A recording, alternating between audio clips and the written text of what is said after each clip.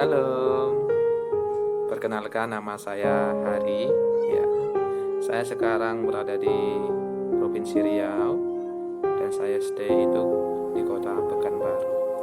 Ya, pada hari ini teman-teman saya berkesempatan untuk menyampaikan kebaikan Tuhan di dalam kehidupan saya melalui setiap mukjizatnya.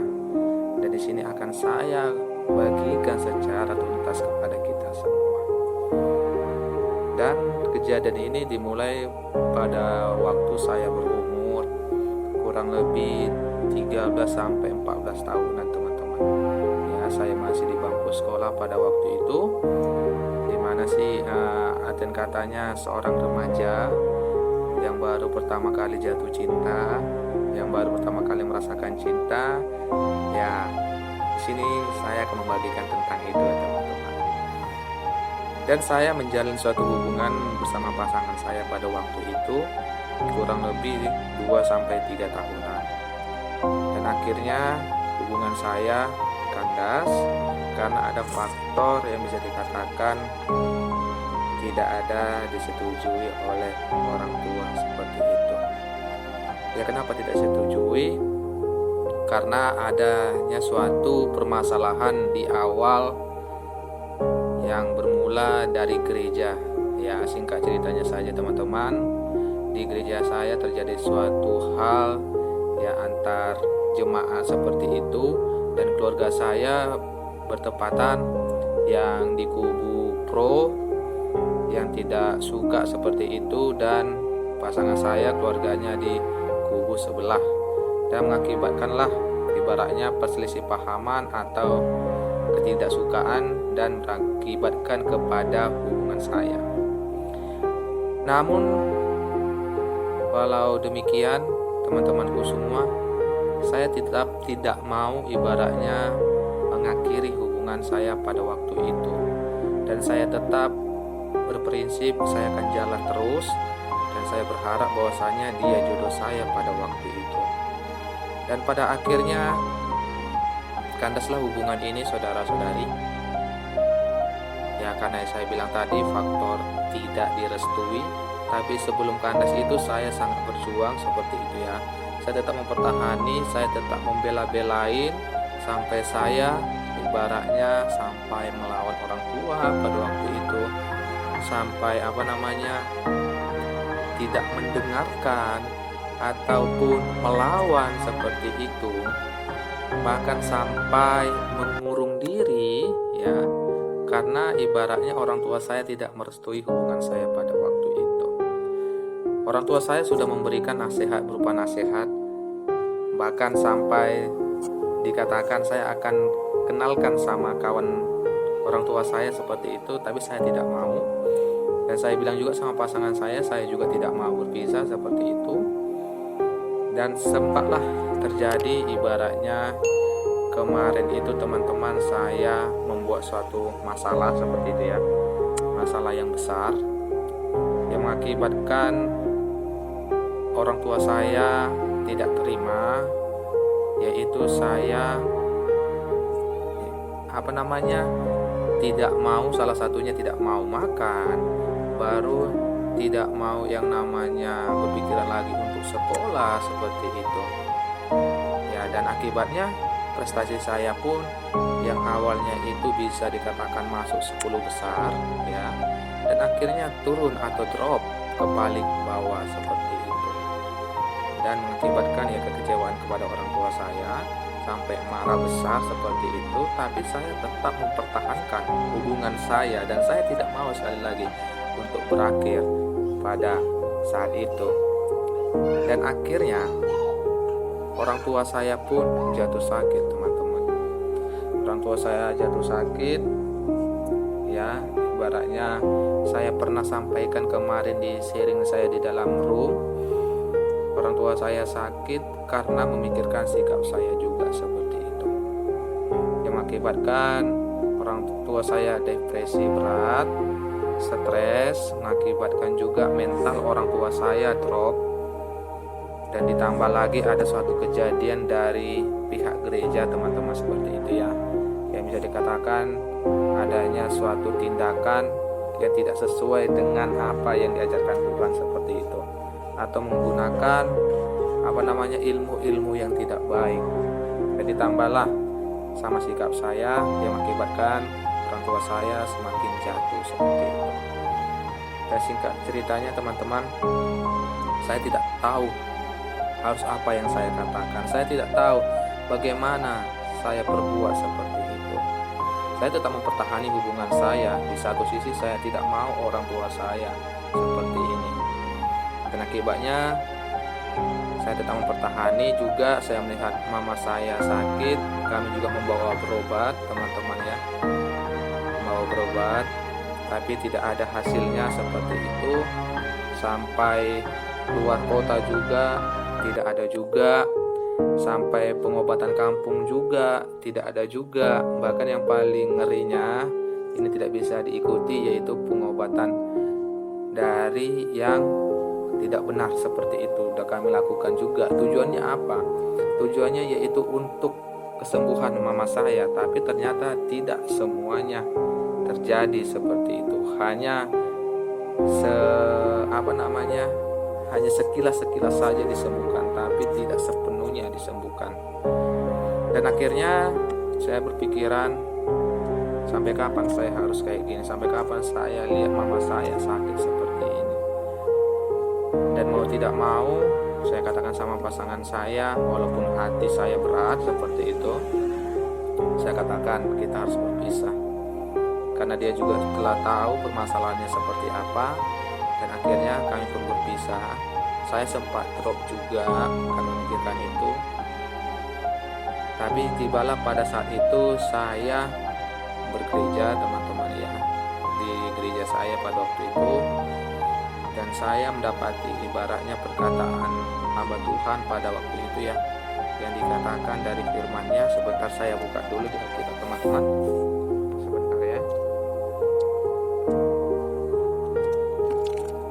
Nah, kita bisa buka di Matius 7 ayat yang ke-7, teman-teman. Di Matius 7 ayat yang ke-7 yang dikatakan seperti ini. Mintalah, maka akan diberikan kepadamu. Carilah, maka kamu akan mendapat. Ketoklah, maka pintu akan dibukakan bagimu. Ya teman-teman, hamba Tuhan pada waktu itu mengatakan seperti itu di dalam firman-Nya. Dan saya pun tersadar bahwasanya saya harus meminta kepada Tuhan. Saya harus balik kepada Tuhan seperti itu. Dan ibaratnya introspeksi diri kepada saya pribadi. Dan orang tua saya pun sakit tadi yang saya bilang itu pun karena saya pribadi, teman-teman. Dan singkat ceritanya juga saya berdoa sama Tuhan, Tuhan berikan saya jodoh yang terbaik. Kalaupun kamu misahkan kami, saya percaya bahwasanya jodoh yang telah kau siapkan adalah yang terbaik buat saya. Itu doa saya pada waktu itu. Dan kembali lagi ke tentang mama saya tadi. Dan akhirnya mama saya tidak bisa diobatin apapun. Kami pun pasrah, teman-teman. Kami pun ibaratnya menyerah seperti itu. Tibalah pada saatnya kemarin, dan di room saya pernah mengatakan kami membawa orang tua kami ini, mama saya ini, untuk menghadiri yang namanya ke gereja ataupun ke KKR seperti itu, untuk dapat Tuhan bekerja di dalam kehidupannya.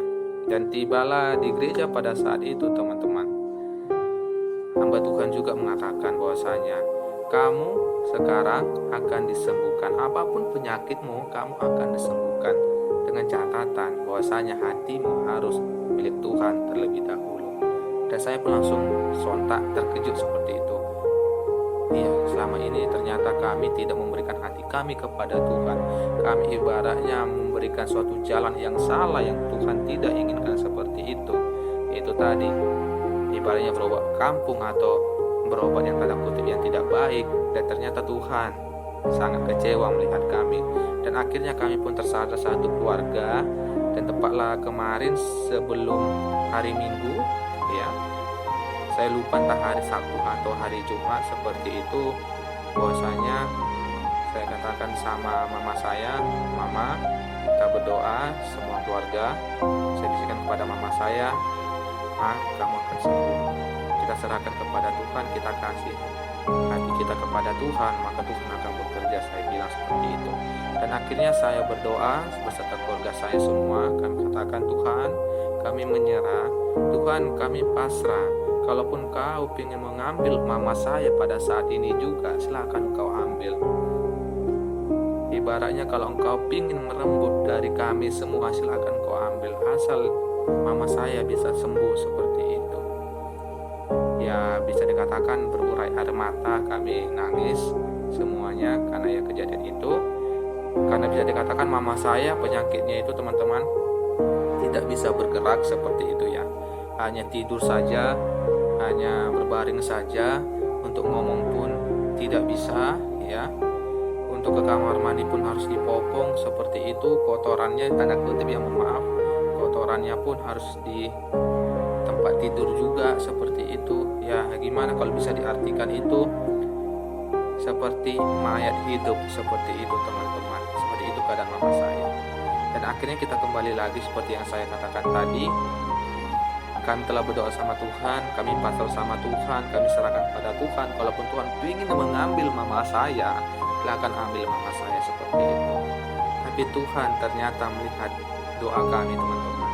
Ternyata Tuhan menjamah doa kami, dan Tuhan ibaratnya memberikan suatu mukjizat yang terbaik di dalam kehidupan kami pada waktu itu. Dan akhirnya mama saya disembuhkan. Dan akhirnya tanpa berkata apapun, mama saya sembuh seperti itu. Walaupun memang tidak sembuh langsung sembuh seperti itu, tidak, tapi berproses. Tapi itu sudah suatu mukjizat yang terlalu besar kepada kami sekeluarga ya. Pada akhirnya mama saya bisa ngomong, pada akhirnya mama saya bisa berkomunikasi ataupun setidaknya berdiri walaupun masih tertatih-tatih seperti itu. Kami bersyukur dan kami tersungkur. Kami berdoa lagi sama Tuhan, Tuhan terima kasih Tuhan, Engkau sangat baik di dalam kehidupan kami. Ternyata selama ini Engkau hanya ingin melihat isi hati kami seperti apa. Dan ternyata setelah kami berikan hati kami, Engkau berkuasa. Kami mohon ampun Tuhan.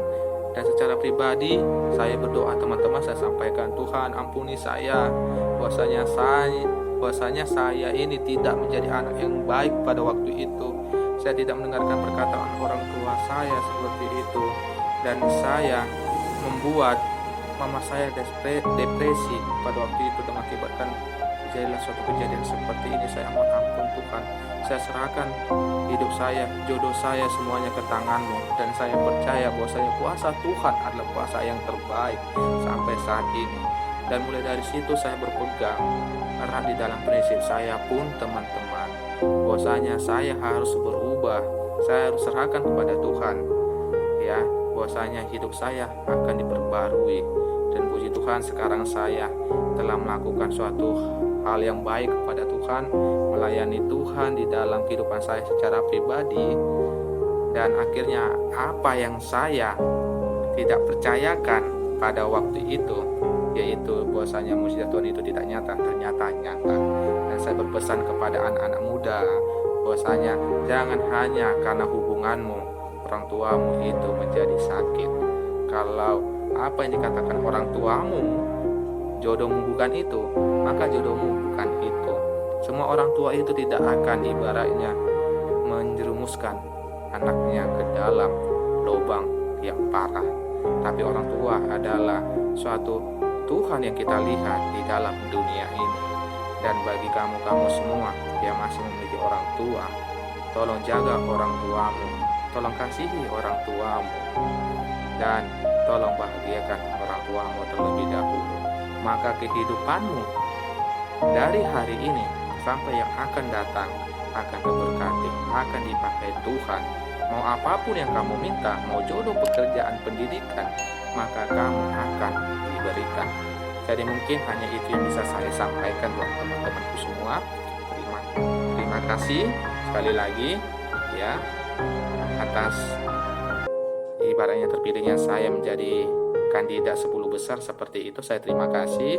Akhir kata, selamat siang karena siang pada hari ini ya, dan shalom, sampai berjumpa lagi. Dadah.